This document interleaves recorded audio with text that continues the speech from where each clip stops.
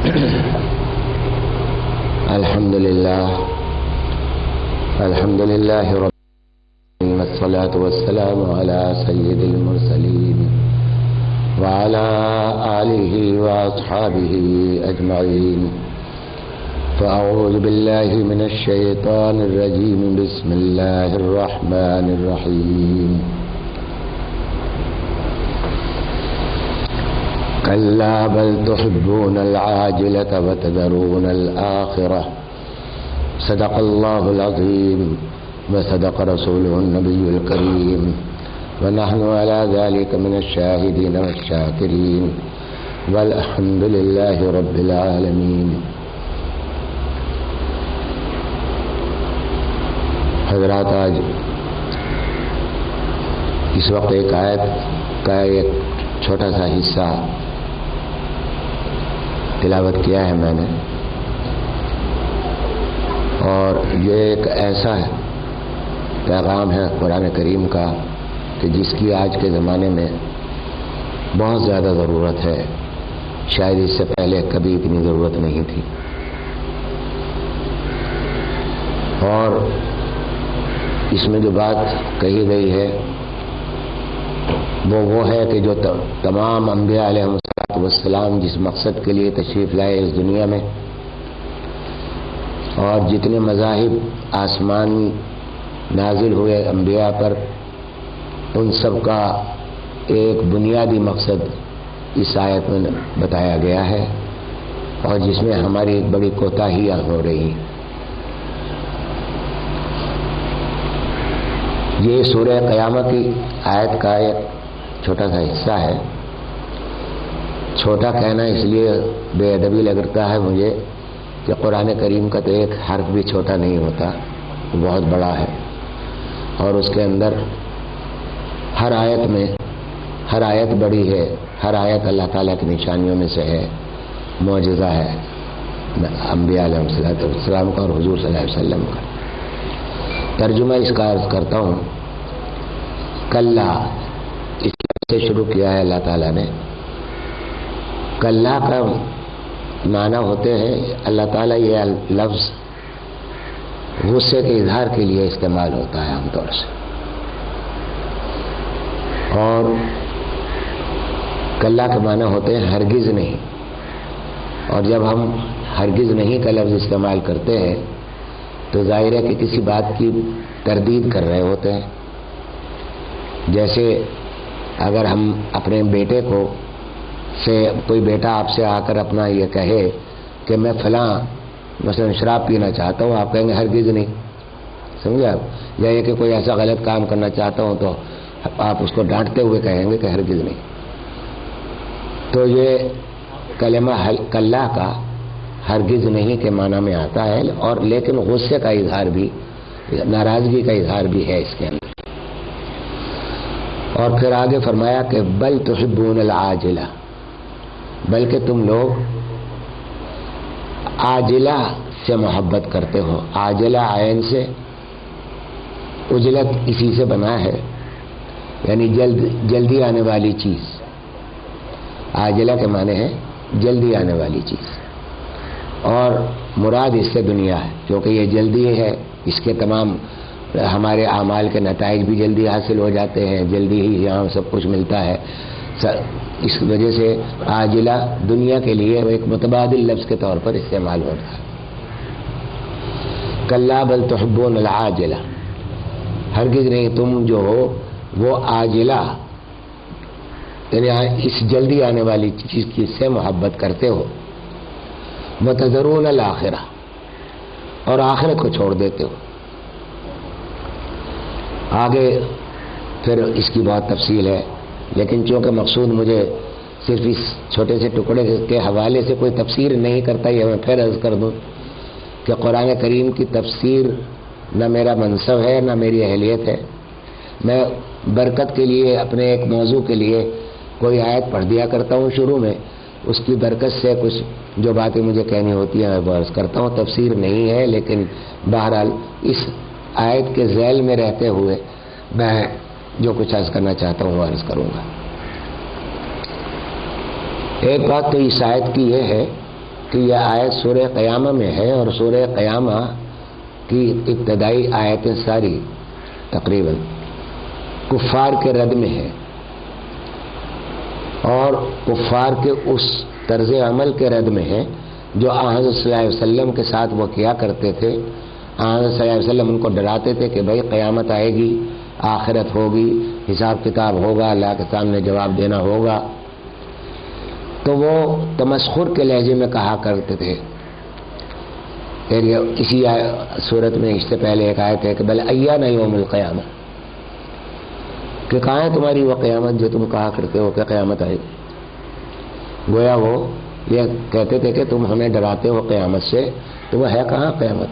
لاؤ قیامت کہاں ہے؟ بل ایانا یوم القیامہ۔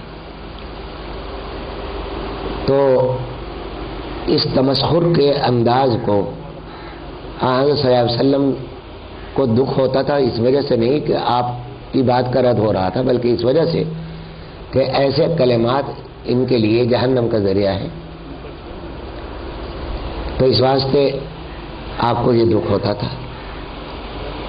ایک جگہ قرآن کریم نے فرمایا بھی کہ لعلک باخع نفسک الا یکونوا مؤمنین، کہ اے رسول کیا تم اپنی جان دے دو گے اس غم میں کہ یہ ایمان نہیں لاتے؟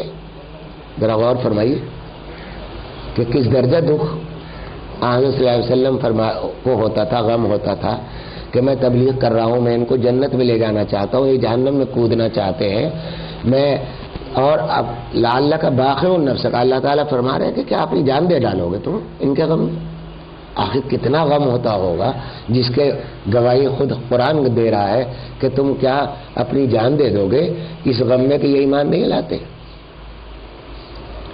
تو اس سے اندازہ ہوتا ہے کہ آپ کو ان کی ان استہزاء پر بجائے اپنی کوئی ذات کی، یعنی ہمیں تو اگر کوئی آج ہماری بات کا رد کرے تو ہمیں تو اپنی ذات کی وجہ سے برا لگتا ہے کہ بھائی یہ ہماری بات نہیں مانتا۔ حضرت صلی اللہ علیہ وسلم نے تو اپنی ذات کو تقریباً مٹا ہی دیا تھا حق تعالیٰ شانہ ہی کے لیے، تو وہ تو مومنین کے غم میں یہ ان کو تکلیف ہوتی تھی اور بہت زیادہ تکلیف ہوتی تھی۔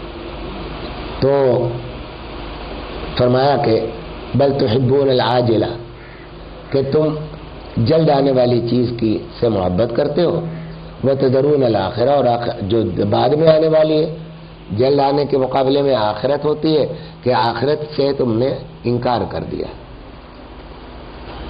میں یہاں یہ عرض کرنا چاہتا ہوں، اچھا ایک بات اور عرض پہلے کر دوں کہ یہ آیت کفار کے حق میں نازل ہوئی اور اس میں یہ ایک بیان اللہ تعالیٰ نے بیان فرمایا۔ کسی کے ذہن میں یہ شبہ ہو سکتا ہے کہ اللہ کا شکر ہے ہم لوگ تو مومنین ہیں، ہم سے ایسی آیت کا سامنے کیوں بیان کیا جا رہا ہے جو کفار کے حق میں نازل ہوئی تھی؟ تو اس کا جواب پہلے عرض کر دوں کہ کفار ہوں یا مومن ہوں، منافق ہوں، ظالم فاسق فاجر ہوں، حق تعالی شانہ کو کسی کی ذات سے محبت نہیں، کسی کی ذات سے نفرت نہیں۔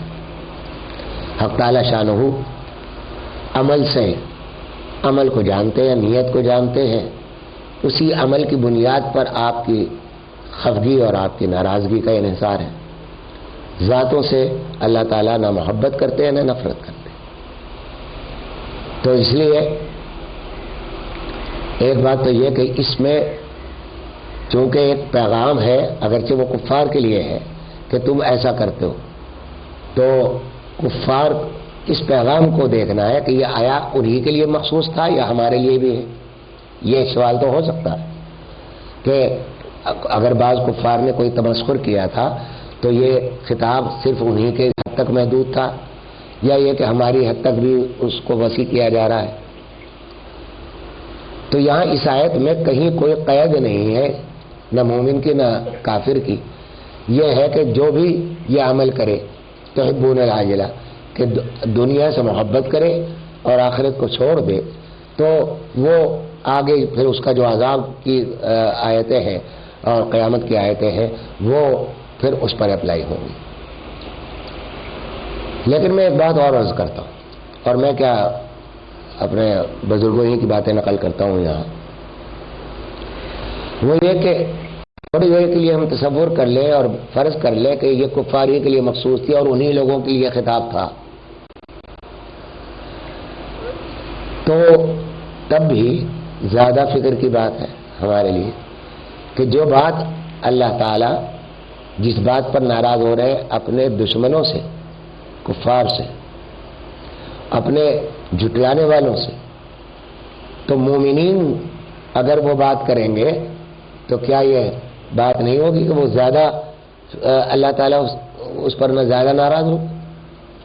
جب کفار سے ہو رہے ہیں جو جن کے بارے میں تو ایک فیصلہ ہے اللہ تعالیٰ کا پہلے سے، تو اگر وہ عمل جو کفار کرتے تھے وہ اگر مومن کرنے لگے تو اس میں اور زیادہ فکر کی ضرورت ہے اور زیادہ توجہ کی ضرورت ہے۔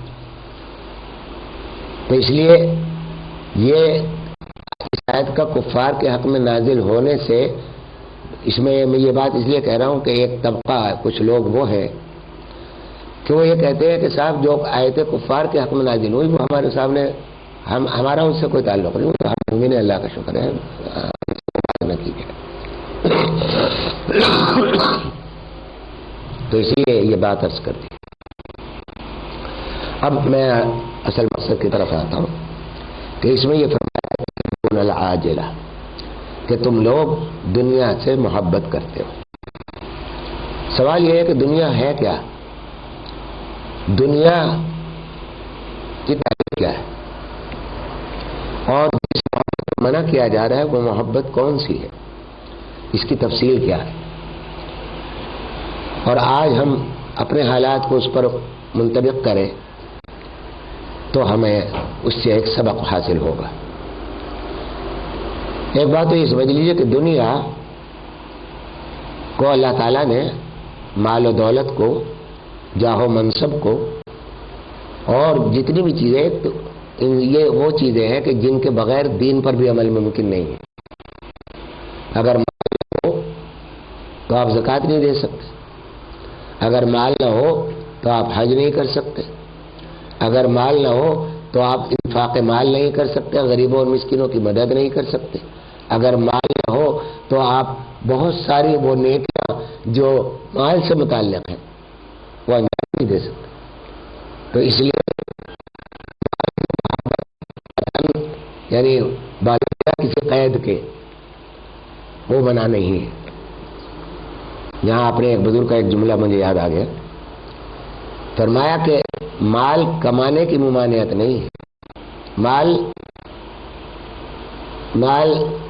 کمانے کی ممانعت نہیں ہے، کماؤ، لیکن ایک تو یہ کہ شریعت کے طریقے سے کماؤ، حدود کے اندر رہ کر کماؤ، حلال ذریعے سے کماؤ جتنا کما سکتے ہو۔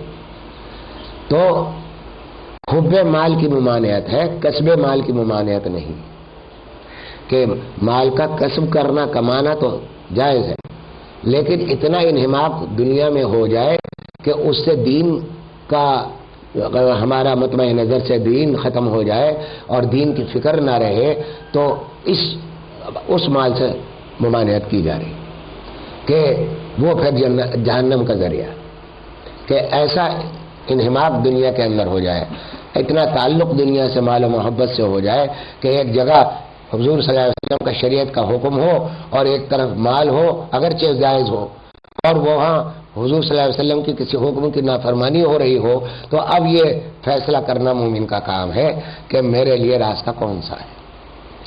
مال تو ہے اور وہ بھی جائز بھی ہے اور وہ سب کچھ ہے، لیکن اب ایک خواہش آپ کے دل میں پیدا ہوئی کہ میں فلاں کام کروں، اب اس کام کے درمیان حضور صلی اللہ علیہ وسلم کے فرمان کے درمیان آپ کو فیصلہ کرنا ہے کہ یہ آپ کس سے زیادہ محبت کرتے ہیں۔ اگر آپ کا فیصلہ مال کی جانب تو پھر تحبون العاجلہ میں آ جائے گا، سمجھے آپ، اور اگر ادھر جاتا ہے تو پھر وہ مومنین میں آئے گا اور حب رسول میں